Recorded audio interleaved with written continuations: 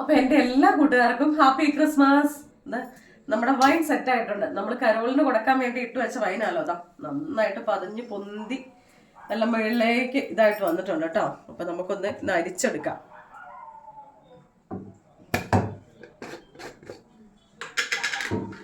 ഞാൻ ആദ്യം പതിയെ ഒന്ന് തുറന്നു വിട്ടോ, അതുകൊണ്ടാണ് വലിയ ഗ്യാസ് ഇല്ലാത്തത്.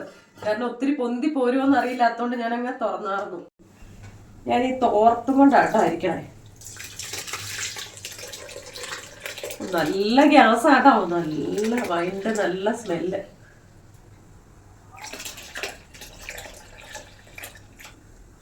ഇത് ഞാൻ പിഴിയണമൊന്നുമില്ല കേട്ടോ. ആ മുന്തിരിയുടെ ഇതായിട്ട് വേസ്റ്റ് ആയിട്ട് കിടക്കുന്നത് പിഴിയണില്ല. പിഴിഞ്ഞ് അതിന്റെ മട്ടായിട്ട് വീണ്ടും ഇതാവും. കുറച്ചത് അരിച്ചെടുത്തിട്ടുണ്ട് കേട്ടോ. അപ്പൊ വൈൻ എടുക്കാൻ വേണ്ടി ഇതേ ചേട്ടായി ഒരു കുപ്പി കൊണ്ടുവന്നതാണ്. ഇത് കോർക്കുള്ള കുപ്പിയാട്ടോ. അതുകൊണ്ട് ഇത് ഊരണത് ഇങ്ങനെ 2-3 പ്രാവശ്യം ഇങ്ങനെ അങ്ങ് ചിറ്റിക്കണം.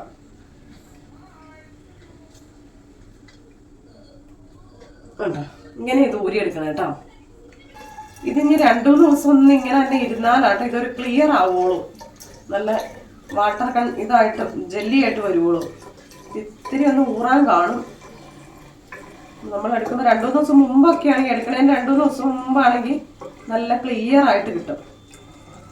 പതഞ്ഞു എന്നെ കണ്ടോ, നല്ല വൈൻ്റെ നല്ല മണം.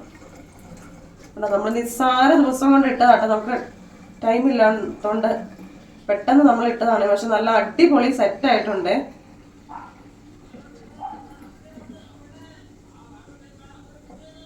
നല്ല കളറും ഉണ്ട്.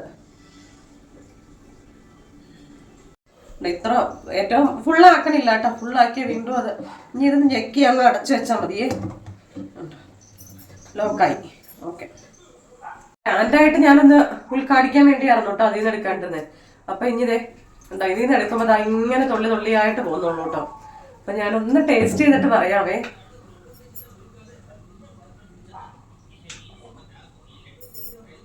സൂപ്പർ, അടിപൊളിയായിട്ടുണ്ട് കേട്ടോ. നല്ല സൂപ്പർ വൈൻ,